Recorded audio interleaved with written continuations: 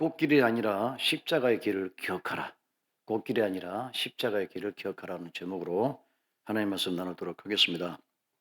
일본은 제2차 세계대전을 치르게 되면서 엽기적인 전쟁 방식을 도입하게 됩니다. 연합군은 이 전쟁 방식을 보면서 매우 무척 당황하게 됩니다.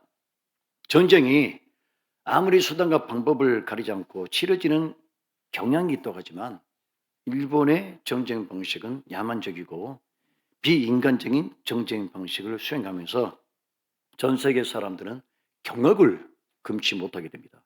그 예시 하나가 바로 여러분도 너무나 잘 아시는 카미카제입니다. 연합군 함대에 자폭 전술을 적용해서 비행사가 최소한 비행기는 깨져서 없어질지라도 사람은 살고 싶어하는 기본적인 본질을 갖고 있거든요. 그럼에도 불구하고 그 생명부지의 실마리를 끊어버리면서 무조건 적이 함대에 돌진해서 죽음을 맞게 하는 비윤리적이고 비도덕적인 비인간적인 정쟁 방식을 취하게 됩니다. 이런 일본의 자랑성을 우리는 역사를 통해서 많이 엿볼 수가 있습니다. 자, 그런데 이 가미카제의 이 전술, 자폭 전술은 우리는 비단 공중에서만 이루어진 줄로 알고 있거든요. 그런데 일본의 전쟁 방식은 바닷속에서도 똑같은 방식으로 이루어지게 됩니다. 그러니까 어뢰를 만드는데 이 어뢰 속에 군인이 탑승을 합니다. 그럼 어떻게 되겠습니까? 물론 침몰로 이루어지고 적 함선을 바닷속에 가라앉히긴 하겠지만 그 어뢰에 탑승했던 젊은 조종사 두 사람은 즉사를 하게 됩니다. 이게 바로 가이팅 전술입니다. 그러니까 공중에서는 카미카제, 물속에서는 이 가이팅이라는 전술이 이루어집니다. 우리 일본이라는 나라가 전체주의 국가, 그러니까 집단을 위해서 소수는 희생될 수 있다는 그런 기본적인 개념을 갖고 있는 나라거든요. 이 나라를 보면서 정말 한 생명의 존엄성, 한 생명의 소중함은 그대로 짓밟혀지는 일본의 귀한 역사를 우리가 찾아보게 됩니다. 자, 마태복음 10장에 보면 예수님께서 제자들을 부르십니다. 총 몇 명을 불렀나요? 물론 많게는 500명까지 돼 있지만 예수님께서 초창기에 불렀던 제자들의 총 인원은 12명입니다. 12명밖에 되질 않아요. 자, 그래서 이 12사도를 부르시고 그 사도들을 파송을 시킵니다. 그래서 그 사도를 통해서 복음을 모르고 죽음으로 치닫는 모든 사람들에게 주님께서 빛을 전함을 통해서 그들의 생명에 도달할 수 있는 그런 통로를 열어주는 역할을 사명으로 제자들에게 부여하게 되십니다. 제자들은 이스라엘 전역으로 흩어집니다. 흩어져서 열심히 복음을 파송하고 전하는 주일에 정열과 그리고 모은 에너지를 쏟게 됩니다. 자, 주님께서 이렇게 제자들을 파송할 때 당부를 하십니다. 오늘 본문이 바로 그거거든요. 예수님께서 제자들을 파송하시면서 보내는 그 당부의 일부 그 내용이 바로 오늘 본문에 들어있는 것입니다. 그 예수님께서 제자들을 보낼 때 그 당부의 첫 번째는 뭐냐? 첫 번째는 무소유와 전적인 신뢰예요. 무소유와 전적인 신뢰. 이게 무슨 뜻일까요?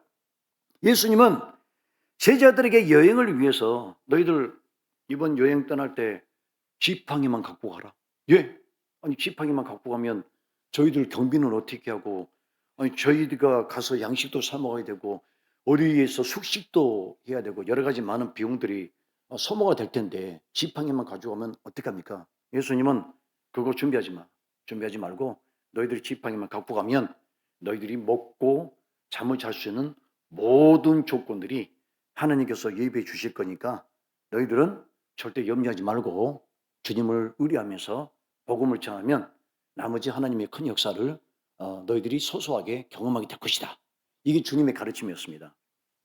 여러분, 복음을 전할 때 비용이 필요해요, 안 필요해요? 필요하죠. 아무 돈도 없이 아무것도 없이 빈털터리로 가가지고 노숙을 하거나 그다음에 뭐 밖에서 잠을 자다 보니까 뭐 머리가 떡져가지고 일어나가지고 저는 복음 전하는 사람입니다. 이런 누추한 모습으로 복음을 전하면 누가 복음을 받아들이겠습니까? 그럼에도 불구하고 예수님은 너희들은 지팡이만 갖고 나머지 전대라든가 그다음에 양식이라든가 그리고 어떤 것도 가지고 가지 말라. 나머지는 다 하나님께서 책임지실 것이다 라는 겁니다. 제자들이 가서 복음을 전하는데 정말 놀라운 기적이 매일매일 일어납니다. 아니 오늘은 해가 졌는데 어디를 가지? 뭐 여관이 발달했던 시대도 아니고 무슨 모텔이 있었던 시대도 아니고 갈 곳이 없어요. 그래서 이건 찬이스를 맞으면서 밖에서 잠을 자야 되나? 그러고 있을 때 어떤 사람이 갑자기 나타납니다. 나타나서 저희 마을에 무슨 일로 오셨습니까? 아니 여기 일을 보러 왔는데 잠잘 곳이 없습니다. 그래요? 그러면 저희 집으로 오십시오. 저희 집은 방도 많고 주무실 곳도 있고 그다음에 먹을 것도 있습니다. 제가 당신들에게 무료로 음식과 숙소를 제공하겠습니다. 그러니까 저희 집 오십시오. 생명부지의 사람이 엄청난 환대를 베푸는 거예요. 여러분 그걸 보면서 제자들은 깜짝깜짝 놀랍니다. 아, 이게 주님의 준비하심이구나. 여호와 일의 역사구나. 제자들은 전도를 하면서 하나님의 역사, 자신들을 버리지 않고 일거수일투족을 간섭해 주시는 하나님의 은혜를 경험하게 됩니다. 그래서 그 순간순간마다 믿음이 더욱더 돈독해지는 그런 은혜를 경험하게 됩니다. 제가 최근에 일어난 일인데요. 제가 여러분 앞에 간증을 하겠습니다. 물론 이런 경우들이 간혹 나타나긴 합니다만 최근에 일어난 일이기 때문에 제 기억 속에 아주 선명하게 남아 있습니다. 2주 전에 일어난 사건입니다. 제가 2주 전에 몸이 좀 좋지가 않았습니다. 그러니까 과로로 제가 요즘에 나이가 들어서 그런지 몰라도 이 간도 약하고 조그만 일을 하면 과로 증상이 와요. 안 되겠다. 이거 계속 설교를 했다가는 또 병원에 입원하는 그런 일이 벌어지겠다 싶어가지고 2박 3일 제가 비공식 휴가, 원래 목회자들은 1년에 딱 한 번 휴가거든요. 여름에 5박 6일짜리 있는데 원래는 그 외에는 휴가가 없어요. 목회자가 극한 직업이에요, 여러분. 보니까 목사가 좀 놀고 먹고 뭐 얼굴에 기름이 끼고 무슨 헌금을 싹 걷어서 혼자 다 갖고 뭐 이런 것처럼 착각하는데 제가 이런 것들을 알기 때문에 죄송합니다.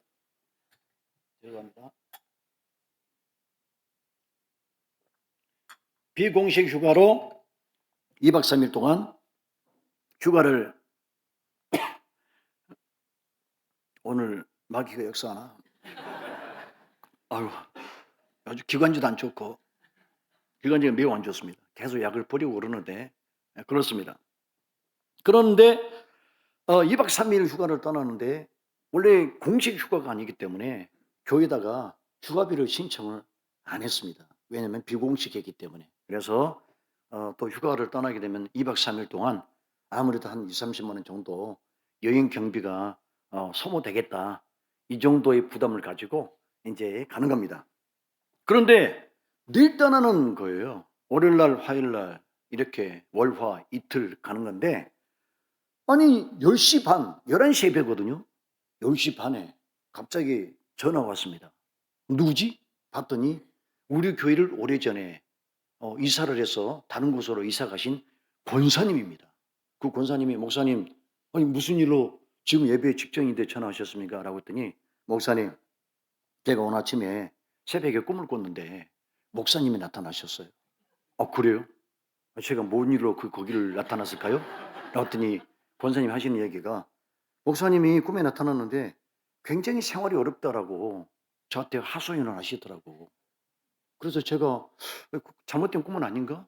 내가 뭘 어렵지만은 그렇게 형편이 어려운가라고 생각했는데 권사님이 그 꿈을 꾸고 나서 왜 목사님이 나타나서 형편이 어렵다고 얘기를 하셨을까? 그런 생각이 들어가지고 그 권사님이 목사님 용돈을 좀 드려야 되겠다.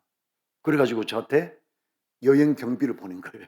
그게 여행 경비가 된 거예요.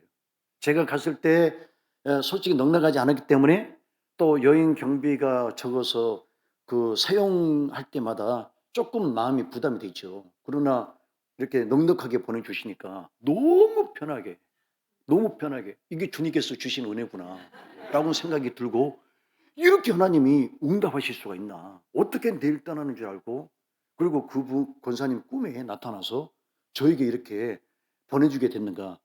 여러분은 은혜가 별로 안 되죠. 저는 무척 은혜가 됐어요. 저는 뭐 울컥했어요, 진짜. 하나님께서 이런 것까지 챙겨주시는구나 느낌이 있었습니다. 여러분, 예수님께서 혹시 제가 여러분의 꿈에 나타나거든, 여러분 꿈에 나타나서 집사님 경제적으로 어려워요 이러거든, 놀부 마누라처럼 주걱으로 때리지 말고 여러분 기도해 주시면 감사하겠습니다. 자, 예수님은 제자들에게 매사에 주님께서 너희를 도우실 것이다. 사랑하는 제자들 의심하지 마라. 주님께서 너희 필요들, 너희가 염려하는 것들을 미리미리 다 준비하실 것이다. 그러니까 너희들은 전도하면서 복음 전하면서 하나님의 역사를 깨닫게 될 것이다. 이것을 주님께서 당부를 하십니다. 자, 두 번째는 뭐냐? 어느 집을 들어가든지 평안을 비는 마음과 단호한 태도를 취하라. 자, 이게 뭘까요? 평안을 빌어주고 아니면 반대로 단호한 태도를 취해라. 첫 번째, 너희들 누구 집을 들어가든지 가장 먼저 해야 될 것은 그 집을 위해서 축복 기도를 해줘라. 이 집이 잘 되도록, 이 집이 은혜 받을 수 있도록 이렇게 축복 기도를 해줘라. 여러분, 세상에서 가장 이쁜 사람이 누구예요? 몇 년 만에 나를 찾아왔는데 나를 찾아올 때 양손에 무겁게 뭔가를 들고 오시는 그런 친구들, 지인들을 보면은 굉장히 사랑스럽죠, 여러분. 그런데 한 5년 만에 찾아오면서 빈털터리로 와가지고 나 오래간만에 놀러 왔는데 밥 한 끼 사주지, 이런 분들을 보면은 굉장히 좀 뭡니까, 마음이 탐탁치가 않죠.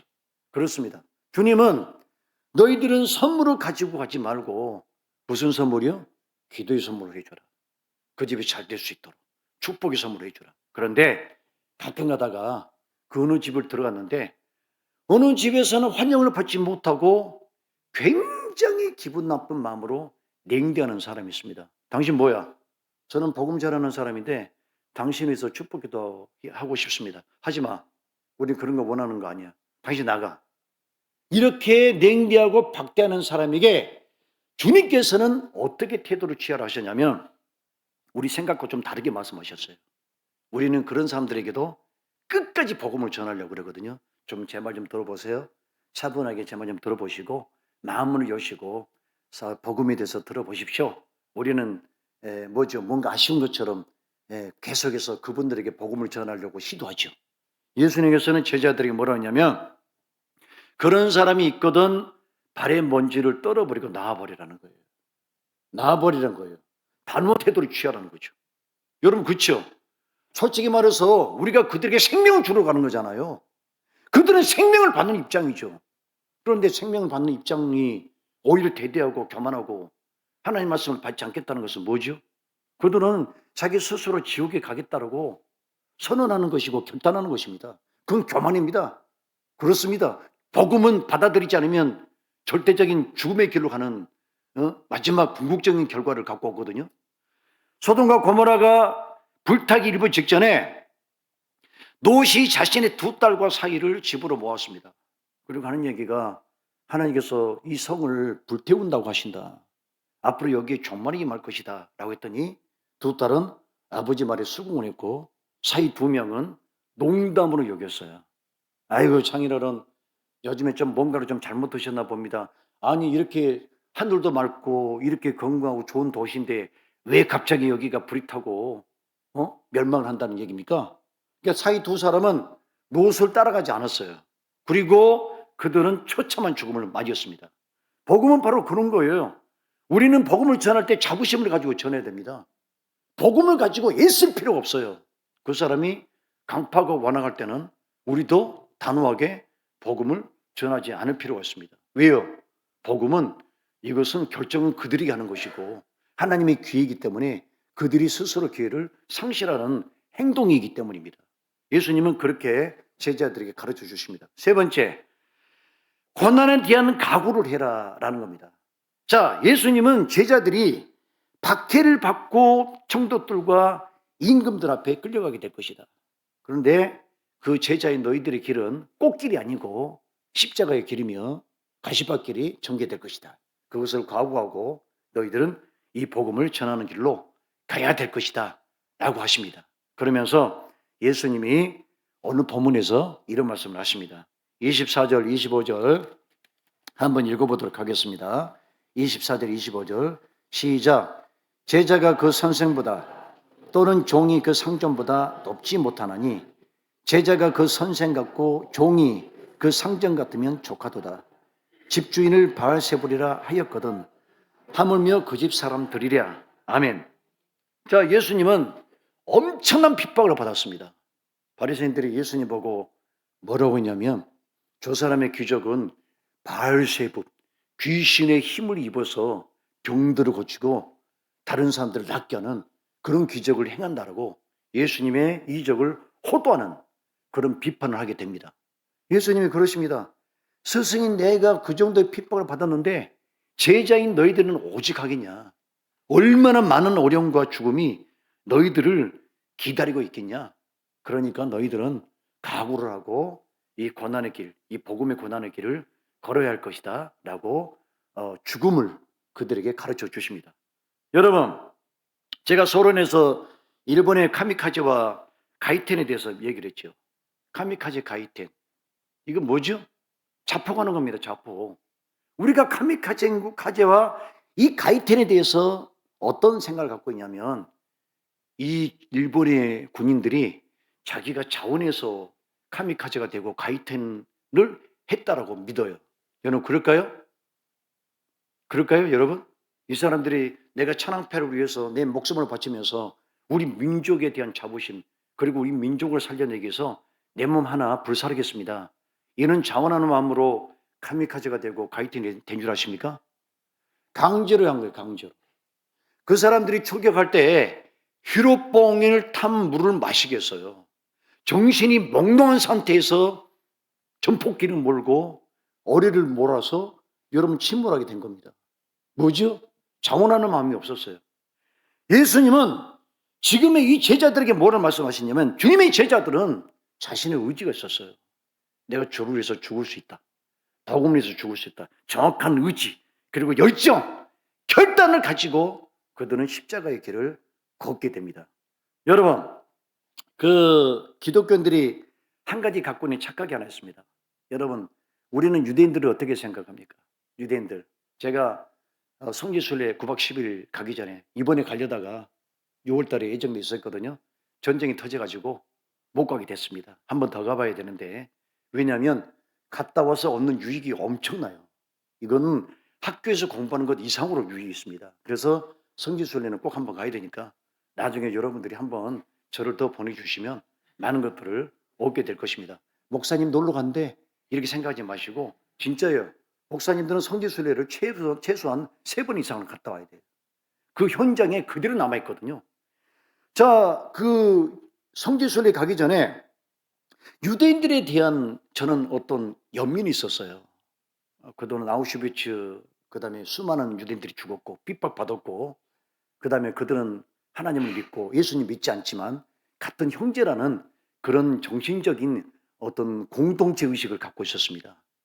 9박 10일 성지순례 갔다 와가지고 그 생각이 180도 바뀌어버렸어요. 얼마나 핍박을 받았는지 목사님의 무리들이 와 있는 줄 알면서도 삿대질하고 소리 지르고 여러분 어느 나라 가가지고 관광 가서 그렇게 여러분 인종차별을 받을 수 있고 인종차별이 아니에요. 아예 무시를 해버려요. 경멸을 해버려요. 밥 먹다가 화가 나가지고 참을 수가 없어요. 제가 어떤 사람인지 아십니까? 제가 통곡의 벽에서 유대인들하고 같이 울었던 사람이에요.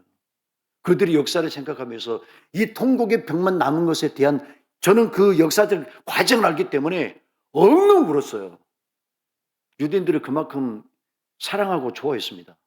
그런데 9박 10일 여행 갔다 와가지고는 이 인간들은 다시는 상종하지 말아야 되겠다라고 국기에 대해서 결심을 하고 근데 저만 그런 줄 알았더니 갔다 왔던 목사님들이 다 똑같은 얘기를 하는 거예요.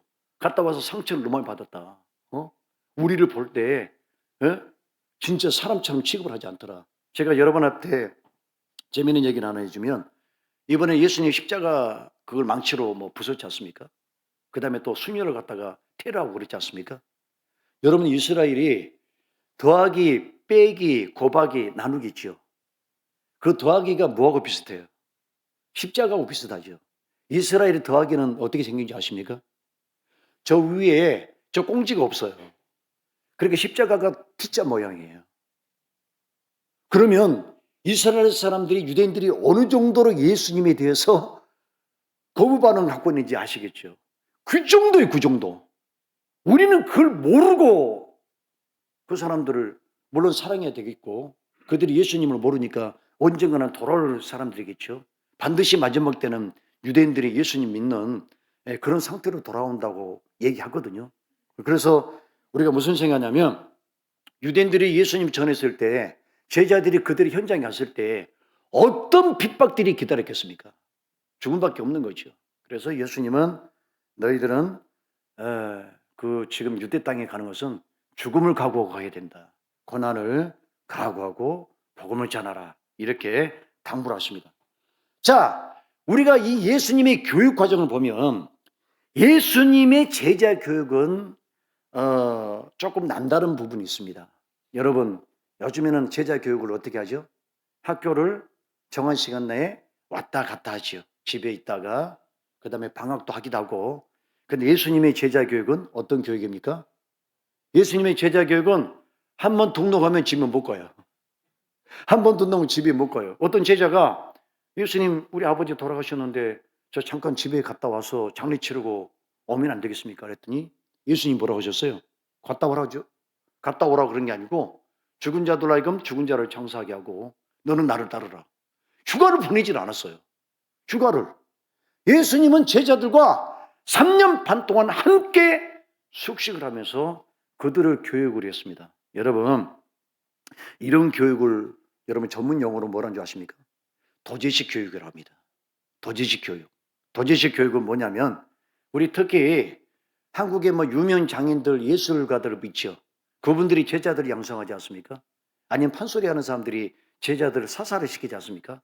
그럼 어떻게 살아요? 어떻게 교육해요? 그 스승 집에서 같이 살아요. 같이 살아요. 그리고 그 스승이 시키는 허드렛 일 다 해야 됩니다. 그래서 너 청소 좀 해. 청소해야 돼. 너 가서 내 방 닦아. 방 닦아야 돼. 아니 제가 스승님에게 무슨 기술을 배우라지 내가 청소하러 왔습니까? 아니 내가 무슨 팔초보입니까? 그런데 제자들에게 그거 시켜요. 그거 시킵니다. 그렇게 하면서 스승님과 제자가 몇 년 동안 함께 지냅니다. 그러면서 기술 전수를 이루어집니다. 여러분 이게 뭔지 아십니까? 이게 도제식 교육이에요. 도제식 교육. 도제식 교육은 어떤 교육이냐? 스승의 지식만을 전달하는 게 아닙니다. 스승의 지식만 전달하지 않아요. 무엇을 전달합니까? 그 스승의 정신세계, 그 스승의 가치관, 그 스승의 직관력, 통찰력 이것들을 제자가 다 보고 배웁니다. 그분의 생활 속에서 다 보고 배웁니다. 아, 우리 스승님은 도자기를 만들 때 이런 사고방식을 가지고 도자기를 접근하는구나. 그게 수업에서만 전달될 수 없는 것들을 생활 속에서 배우게 돼요. 그게 도제식 교육이에요. 그래서 예수님은 제자들과 함께 복음의 원리도 가르치고 지식도 가르쳤지만 무엇을 가르치셨습니까? 예수님의 정신, 예수님의 사랑, 인격, 사고방식, 감정 반응 이 모든 것들을 제자들에게 다 전수를 하십니다. 요즘에 저는 한탄합니다. 요즘에 선생님들은 제자들을 어떻게 가르치냐면 제자들도 선생님을 대하는 모습이 똑같고 선생님들도 제자들을 대하는 모습이 똑같아요. 어떻게 생각하냐면 제자들에게 자신의 인품을 가르치려고 하지 않아요. 무엇만 가르칩니까? 자기가 갖고 있는 지식만 가르쳐 주는 거죠. 그러니까 학생은 돈 주고 선생님의 지식을 사고 그 다음에 선생님은 자신의 지식을 월급 받고 파는 거예요. 이러니까 사제의 윤리가 없어요. 선생님을 존경하지 않아요. 좋아하지 않아요. 여러분 진짜 선생님을 좋아하면 그 선생님이 무엇을 사랑해야 되는지 아십니까? 그 선생님의 지식을 사랑이 아니고 그 선생님의 생활을 사랑해야 돼요. 그 선생님의 살아가는 방식을 제자가 본받고 기뻐해야 돼요. 우리 선생님은 인품이 깊은 분이야. 우리 선생님은 똑똑하고 지식도 있지만 남다른 사고와 남다른 생활 태도를 갖고 있어. 거기서 감동을 받아야 진짜 사제 윤리가 형성이 되는 겁니다. 여러분, 제가 동물 다큐멘터리를 보다가 얼마나 감동을 받았냐면, 자, 여러분 오늘 감동받고 뒤로 쓰러지지 마십시오. 제가 지금까지 동물 다큐멘터리를 너무 많이 보거든요. 저는 이런 동물 다큐멘터리는 처음 봤어요. 처음 봤어요. 무슨 일이냐면 그 개구리죠. 개구리가 도가살 개구리예요. 도가살 개구리들은 독이 있기 때문에 색깔이 화려합니다. 크기는 엄지손가락만 합니다. 이 개구리가. 그런데 이 개구리가 어떻게 올챙이를 키우냐? 아, 여러분 상상을 초월합니다. 개구리가 올챙이 3마리를 낳았어요. 그런데 웅덩이라 낳았어요. 그런데 이 웅덩이가 곧 마르게 됩니다. 그런데 엄마 개구리가 굉장히 작은 미물이지 않습니까? 이 웅덩이에 마른다는 것을 이 개구리 엄마가 캐치를 하고 인지를 해요. 아, 우리 새끼들이 여기 오래 있다가는 물이 말라서 죽게 되겠구나. 그래가지고 더 큰 웅덩이를 찾아서 엄마가 탐색을 합니다. 그런데 그 탐색을 하는데 어디서 웅덩이를 찾아내냐면 20m 높이 위에 있는 나무에 움푹 패인 곳이 물이 고입니다. 비가 오니까. 거기는 안전해요. 포식자가 접근할 수 없죠. 엄마가 그걸 또 알아내요. 알아내가지고 이 올챙이들을 어떻게 옮기냐면, 여러분 어떻게 옮긴 줄 아십니까? 입으로 물어서 옮긴 줄 아세요? 와, 저는 막 기가 막힌 일이 있더라고요. 올챙이가 엄마가 등을 딱 대면 뒤에 타요. 올챙이가 딱 달라붙어요. 이 올챙이가 움푹 펴 있거든요. 그래가지고 빨판처럼 엄마 등에 붙어요. 엄마가 그 올챙이 하나를 업고 개구리를 업고, 개구리가 올챙이를 업고, 헷갈리는데 20m 나무 위로 올라가요. 그 나무가 엄청 높잖아요. 엄지손가락만한 이 개구리가 20m로 올라가는데 올라가다 떨어져요. 그래도 그것을 마다하지 않고 새끼를 살리기 위해서 올라갑니다. 올라가는데 올라가면 지가 알아서 또 내려와요. 그러니까 엄마가, 애야 지금 여기 웅덩이 마르니까 너는 지금 엄마한테 어부바 해가지고 20m 높이 있는 나무로 옮겨가야 돼. 그러니까 엄마 등에 타. 그런 말 하신 것도 아니잖아요. 어떻게 올챙이 새끼가 그것을 알고 엄마 등에 타냐 이 말이에요. 우와, 너무 신기함. 그런 방식으로 3마리를 옮깁니다. 3마리를 옮깁니다. 제가 이걸 보면서 사람이 과연 동물보다 똑똑한가? 여러분, 사람이 동물보다 똑똑한 것처럼 보입니까? 저는 가만히 보면은 인간은요, 다 배워야 돼요. 인간은 다 배워야 돼요. 무엇부터 배워야 되는 줄 아십니까? 인간은 걸음마도 배워야 돼요. 사람이 인도의 어떤 숲속에서 정글에서 아이들을 잃어버렸는데 아기 2명이 늑대 무리에서 컸어요. 근데 그 아기들이 4발로 기어다녀요. 그리고 말도 못하고 늑대 소리를 내요. 무슨 얘기죠? 아기들은 늑대가 4발로 기어다니는 것을 그것이 정상으로 생각하고 사람은 그걸 배웠다는 얘기죠. 그런데 인간은 걸음마도 배워야 돼요. 엄마가 가르쳐서 걷게 만들고, 그리고 밥 먹는 것도 가르쳐야 되고, 하나하나 젓가락질까지 다 가르쳐야 됩니다. 그렇죠. 그러다 보니까 사람이란 존재는 언제까지 배우느냐? 죽을 때까지 배워요. 죽을 때까지. 관 속에 들어갈 때까지 배웁니다. 어떤 사람은 그럽니다. 아이고, 저분 나이가 들어서 철 좀 드는 것 보니까 죽을 때가 다 됐구나. 죽을 때까지 인간은 배우거든요. 그런데 사람은 죽고 나서도 배워요. 죽고 나서도. 자, 성경에 보면 마태복음 13장 41절에서 42절, 인자가 그 천사들을 보내리니 그들이 그 나라에서 모든 넘어지게 하는 것과 또 불법을 행하는 자들을 거두어내어 풀무불에 던져 넣으리니 거기서 울며 이를 가게 되리라. 죽고 나서 뭘 배웁니까? 살아서도 나이 들 때까지 배웠지만 죽고 나서 천국과 지옥이 있다는 것을 배워요. 그때 가서 한탄을 하고 그때 가서 한숨을 쉬게 됩니다. 이것이 인간이에요.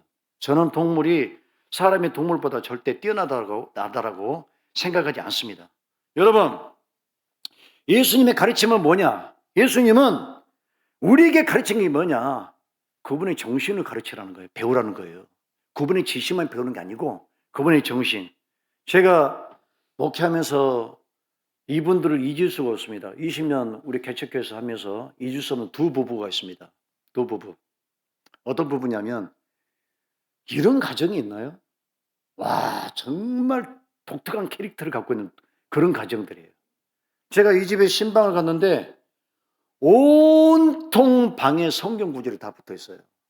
여기도 성경 구절이 붙어 있고 저기도 붙어 있고 심지어 화장실 안에까지 성경 구절이 붙어 있습니다. 목사인 제가 그 집에 가가지고 와, 내가 성도보다 못한가? 어떻게 성도가 이렇게 성경 구절을 이렇게 많이 붙여놓을 수 있는가? 이런 생각이 들 정도만큼 성경 구절을 많이 붙여놨습니다. 그런데 그렇게 성경 구절을 도별했던 그 두 사람, 그 두 부부가 여러분 신앙생활을 어떻게 하신지 아십니까? 교회에서 가장 골치 아픈 사람들이에요. 교회에서 말씀을 부리는 사람들이에요. 성경 구절은 그렇게 붙여놨어요. 여러분 뭐가 문제죠? 성경은 암송에서 많이 알고 있고 지식은 그 속에 쌓였는데 복음의 지식은 쌓였는데 예수님의 정신이 그 몸속에 그 마음속에 이게 체화되지 않았다는 얘기죠. 이게 예수님의 제자 교육의 잘못된 부분이에요. 우리는 어떻게 주님을 따라야 되겠습니까? 그래서 우리가 공자가 이런 말을 했습니다. 자활, 목종, 성직직, 인수, 간직성. 공자가 말했습니다. 나무가 목줄을 쫓으면 고다지고 사람이 층간함을 받아들이면 거룩해진다. 나무가 목줄을 따르면 고다지는 거예요. 주님 말씀 따라가면 고다지게 됩니다. 우리가 해야 될 게 뭡니까? 예수님은 제자들에게 핍박도 가르치고 고난도 가르쳤는데 그들에게 무엇을 가르쳤습니까? 예수님의 정신, 예수님의 지식을 가르친 게 아니고 정신을 가르쳤어요. 너희들이 이 땅에서 어떤 정신을 가지고 삶을 살아야 되며 어떤 삶을 가지고 십자가를 져야 되는지 그걸 가르치면서 12제자의 믿음의 완성, 신앙의 완성은 이루어지게 된 겁니다.